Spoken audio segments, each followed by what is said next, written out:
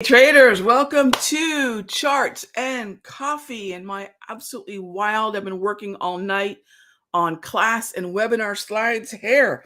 Gang, we are finally here. I'm super stoked to remind everybody, or if you haven't heard, we've got our this webinar I'm so stoked for. If you haven't registered already, there it is, simplertrading.com/price. Super stoked for that. And that's kind of the housekeeping for today. We are in this post FOMC environment. We are in an environment where we are dealing with a 3/4 of a point hike, expectations for likely another one in July. And I have to say, the Federal Reserve sounded mostly optimistic. I do not look at the way in which yesterday's presser went. That's going to suggest we're not going to see more hikes. And gang, you know what I kept thinking yesterday? And this is tough. This market's been tough when I'm looking at expectation for follow through from day to day. But if you've been keeping up with the free videos and if you've been watching any of the sessions that I've had in the rooms, if the current time frame you're looking at, for example, the daily isn't working, think about the weekly. Think about that longer term time frame where, for the most part, that's where I build and rebuild and rebalance and reconsider my longer term portfolio. What needs to be there still? What do I have opportunities to continue to build there? And where are the opportunities that I've never had or haven't had in the last 1, 2, 3 years? Where are those wish list prices now? So I think the frustration sets in when we're not able to be traders. We're not able to we're dragon slayers. I always told my husband, I said, us traders are like dragon slayers. We're always looking for that next dragon to slay. And Saturdays, and Sundays, there's no dragons, right? It might feel like there's no opportunity right now, but my approach is, hey, let's go longer term, let's go shorter term, and let's stick with the clearly fewer trends that we have on the daily. The volatility has been great for day trading, and it's been great for longer term positions. So I just want everyone to remember, you're not tethered to an indicator, a style, or a time frame. And if that time frame is not giving you, if that style is not giving you what you need right now, we can pivot, right? You have the ability to pivot. And I'm telling you all right now, as much as I'm telling myself right now, Rag, make sure you're keeping your head up, seeing the whole field and pivoting as needed. But of course, gang, this show is all about your questions, and I'm sure there are many. So let's go ahead and jump into them. And by the way, if you are not familiar, when I refer to the free videos, if you're not familiar with them, the very channel that you're on right now, if you're over at the Simpler Trading YouTube channel, of course, we have our pre-market show every morning. We have our Sunday evening show every Sunday at 6 p.m. And then we have our awesome traders sharing with you their ideas, their outlook, their strategies in the free videos that are at the channel. So if you haven't checked that out, please do. And every Tuesday and Thursday, I've got the free video on top of our daily charts and coffee session, caffeinating and dominating. And our Sunday, let's get going. Let's see what we've got at 6 p.m. All right. So with that being said, kicking it off with, can I go over the difference between the purple and yellow lines for the Darvis? Sure. And notice I've got the Darvis running on the weekly, the daily, and the 5-minute chart on my layout. And let's see here. Purple. All right. So first of all, they don't really mean anything. In other words, I don't have a different opinion of a yellow line over the purple line. So they don't really mean anything different. There's two reasons they're different colors. One, it allows us to pair up the line. So these two yellow lines, they pair up, they belong to each other. These two purple lines, they pair up, they belong to each other. Imagine it this way. Let me grab my drawing tools here. Remember, these were originally something called Darvis box. Now we've sort of modernized them and even visually modernized them. So if you imagine, this is what it looks like. That's a box. We've taken the side of the boxes away because, let's face it, it covers up our candlestick wick. So we've taken the side of the box away, but this is sort of the old school original view, which I didn't tell you I like. But again, sometimes you lose the wick, so we lost the sides on the box. We still have the support and resistance. So that's why the colors exist, to pair up the lines. The other thing is, it's a little bit more inside baseball, but a yellow line begins with the bullish pattern that starts the countdown to the box. And a purple one it starts with the bearish pattern. That's really it. It differentiates whether we had the minor low or minor high to begin the pattern count, and it pairs the lines up. And that's a common question I get. So thank you for the question. Hope that helps. But at the end of the day, gang, it doesn't matter if every single line was a different color. It is automated support and resistance. That's the bottom line. All right. Thank you so much for that question, though. Really, really frequently asked one. All right, next up, what are my thoughts on Tesla? All right, so if I'm looking at Tesla, let's do this question, Mike. Let's do this question the way that I'm processing the market right now. So my first question is going to be in the moment is, can I day trade Tesla? Are there opportunities to day trade? Okay, if that's a big no, maybe it's not, then I'll go to the daily. All right, well, what's the current underlying market trend, right? It's down, and it has been for some time. In fact, Tesla's been one of the clearest downtrends that we've had. So short the rip, this is absolutely a short the rip. When it trades up into the wave, I'm looking to get long puts. Okay. The last one, and I would love for everyone to stay opportunistic on the longer term too. Gang, I know a lot of you have been in the markets for a long time, as have I. I'll tell you this much that I know from 32 years of this game: winners, losers, points, rules, right? Tactics, strategy. It is a game. I don't mean to be flip about it. If you think about it as a game, you'll think about it, I think, in a way that is energetically and psychologically more helpful, right? Okay, this is a game. So if I'm going to move the game out to the weekly, now I start to ask myself, if Tesla keeps moving lower and I'm shorting the rip, I'm buying puts when we trade up into the weekly, it's been a good trade. But what about a position? Take a look at that Darvis. Look at those two yellow Darvis right here at 538 and change and 505 and change. Then look at that 200 propulsion. By the way, gang, every one of these tools is available free over at countdowntrader.com. I want you to have these tools that you're able to make some of these decisions, find some confidence, and not feel so bewildered and lost and frustrated and everything else in this market environment. Gang, if we get to 500 and change on Tesla, I'm going to start to think about a longer term position that I can start to build in that longer term position account. So there's a short term day trade, right? If I can find the volatility and time-based edges, I can put on some day trades, right? I can look at the daily time frame and short the rip while the downtrend is intact, which it has been for over a month. Or if I desire to hold Tesla long term, and I do, when we start trading down around that 538 to 515 to 505 level, that's another part of my trading life that's going to turn on, and I'm going to get opportunistic there. So as long as we can look at each one of our preferred time frames and say, where is the opportunity? Love the question, Mike. That's the way I'm looking at Tesla. And I hope that makes sense. And I hope that's practical for everybody here. All right. Next up is the party over, or is the party for natural gas? Yeah, what's going on with Natty? I hear you.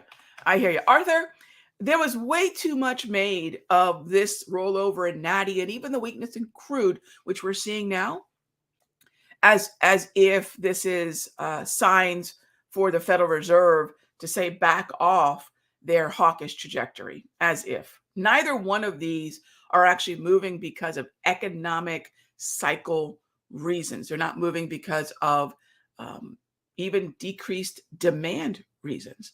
We have some supply narratives and we have some news with crude that's a little bit more legislative and a little bit more related to the Strategic Petroleum Reserve.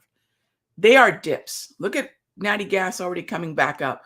We faded the Freeport terminal export terminal closure the first time around, and many of the traders in the mastery, I see a lot of you folks in there, Many of them stepped in and faded it with UNG calls this time around. So I'm not looking at a news headline breaking this uptrend in Natty. It just isn't realistic to think that even a 21 to 90 day closure of this single export terminal is suddenly the reason for natural gas to roll over. It does reflect there's more supply sitting in the US, but this is not a permanent state. Even if it lasts for an extra month, eventually the market does what? It looks past what it just discounted. And it discounted it in a huge way on the 14th. And now it's saying, all right, what was the trend that preceded the volatility? It's exactly what I teach. Give the trend that preceded the chop the benefit of the doubt. That's Charles Dow 101. In Ragheeism, respect the trend that was. So I don't believe so at all. Probably a little bit more choppy going forward, Arthur, but still viable. All right, next up, David asks, do I still use Bookmap? I do have it running. I do have it running from time to time. It's an indicator that I will look at because it allows me to see volume. It allows me to see size. Now, I will also, and I don't have my trading view on quite yet, but I will. I'll look at volume ledges. I'll look at volume profile. So I don't want anyone thinking they need it per se, but I think it is a cool tool. Right before I did my submarket sonar class and then my day trading class in 2020, I was looking at market profile. I was looking at volume profile. So I bought and used a lot of tools to see, hey, is this worth teaching? Is there value here? And before I present any tool in a class or to the simpler community, it has at minimum, and I do mean the very minimum, been used for 6 to 8 months. For example, the hourly price movement ranges, these have been in a constant set of evolution since 2010. And even in the last 8 months, we've been finding better ways to crisp up the numbers and levels and accuracy on TradingView and TOS. So, if I'm using something, it's going to be used for a prolonged period of time. I do like it, but I would say start with volume profile, start with anchoring some VWAPs. And if volume and more acute volume resonates with you, then I would say you have one of two choices. You could pursue something like Bookmap, which I think is amazing, or you could even take the pursuit to a deeper level, which I haven't done because I like volume profile. You can even get into market profile. But start with the basic tools that you have, just price-based volume, VWAPs, value area high, point of control, value area low.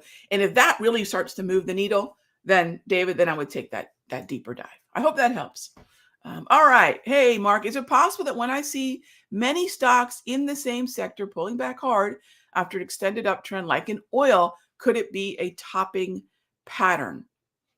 Well, it could, right? I mean, in fairness, here's Natty Gas going a little bit more neutral. Here is crude oil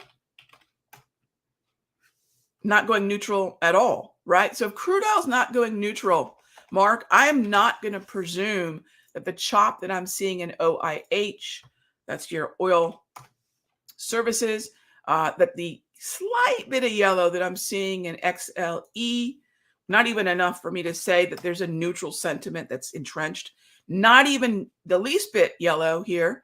So imagine this, Mark.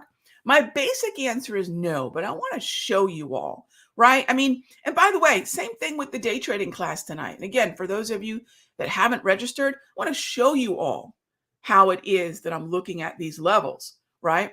So Mark, imagine, to your point, imagine I assume that here, right? It went neutral. Could this be a precursor to, as you mentioned, a topping pattern? If I presume tops after an uptrend, I'm on the lower probability side of the movement. Do you see how that would have hurt us here? So I want to show you, hey, what's the last time we saw it? And did it work?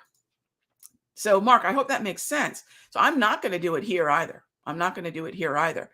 So no. And then if we do have a topping pattern, Mark, we can do this intraday and end of day. Is there a 1, 2, 3, right? Is there that 1, 2, 3 pattern that's forming? And we did not get that here either. So I need a neutral environment.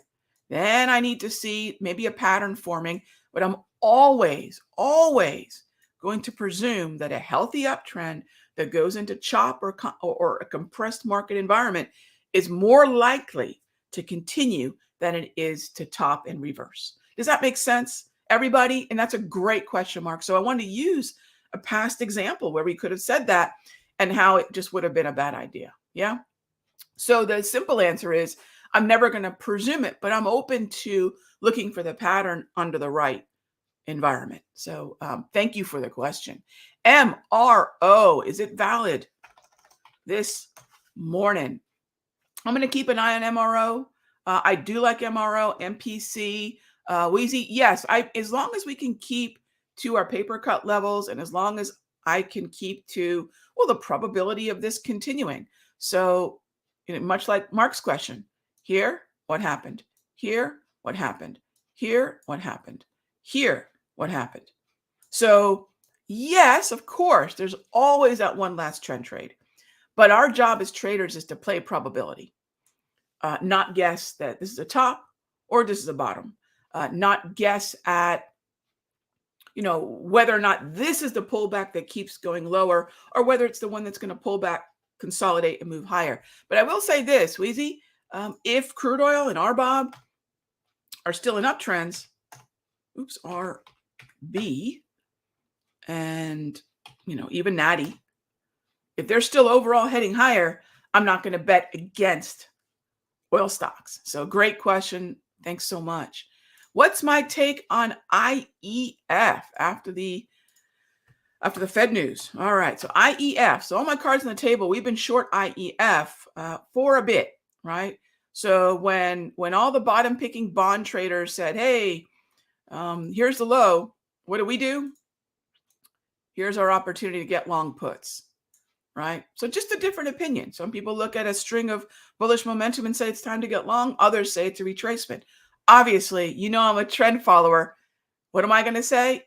Well, you know what? This has been a common theme so far throughout the morning. I'm going to presume the trend is going to continue in the direction that preceded the chop. Yes. So I need a rally. I need a little bit more strength, whether that's IEF or ZN. Just need a little bit more strength. And, I'll say this, gang, and I know we're kind of running out of time here. I want to mention this here in the room. We will definitely be talking about it more. So today is what, June 16? We had the first catalyst for potential volatility retracement that could have given us another short the rip opportunity. I was really looking for the Federal Reserve to give buyers that reason to think, hey, let's rally the market. 3/4 of a rate hike is what we expected. That's what we got. And I was looking for maybe a 1 or 2 day just face ripping rally. Okay. And I would look to get long puts. Didn't get it. In fact, the market said, wow, 3/4 of a point, probably seeing another one like that in July, probably seeing a quarter or half point hike in September. This Fed is not pausing. They're really reiterating how much of a problem inflation is. So when are we going to get that opportunity to get long puts again? Gravity is here. 2 opportunities. Tomorrow we have options expiration, OPEX, not really looking for much more than a lot of frantic volatility. What I am thinking about is, remember, gang, we're at the end of the quarter. What could we see by way of a June month-end rebalancing? And could we see something May-esque at the end of the month? Please be patient. There are one, but really basic, almost 2 opportunities that we might see for some rallies to the upside, that rally to the upside in a downtrend. Rally plus downtrend equals retracement. And retracement in a downtrend is short the rip, get long put. So I'm not ruling out that opportunity. We just might have to be a little bit more patient. So I wanted to leave you with that. Again, with the theme being, let's stay opportunistic. I know this environment can be frustrating. I've seen it before. How have I dealt with this before?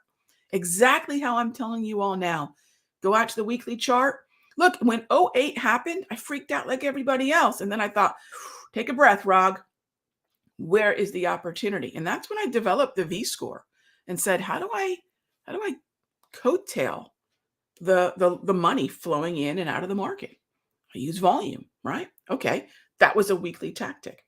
And that kept me feeling like I still had the hands on the wheel, and I was still doing productive things for me as a trader and for my family. And then while I was waiting for those weekly opportunities, the daily for me at that point was almost untradeable. And I went and said, look, I don't need to stick with a time frame that isn't giving me opportunity. And when it does, it seems to be just punishing me with volatility. And I said, how do I use this volatility? And so my life became weekly time frame positions and day trading. I'll just wait it out, and I'll just look for my little 2-hour windows of opportunity and just get flat at the end of every day where the volatility and the gaps could care less. That's how I freed myself up of the concern that where is my next trade going to come from? Where is my next opportunity? So I hope that helps, gang. I do hope that helps. So as always, thank you for caffeinating and dominating. I appreciate your questions, appreciate the time. Y'all are awesome. I'm going to head on over to the futures room. I've got the open, which I'm a little late for, but I will see you all tonight, 8 p.m. If you can't join me live, 8 p.m. Eastern, just register. We'll send you out the recording. Gang, whether you want to day trade or not, there's just things I want to show you that are helping me right now. Yes, we've got a class coming up June 25, but in the next 2 webinars, one tonight, one on Wednesday, I want to at least show you what I'm doing. And then hopefully there's some takeaways for you so you can keep your pipeline full and find some sanity in this time, okay? So I'll see you tonight. Have a great rest of the day. And I'll see you tomorrow, same time, same station.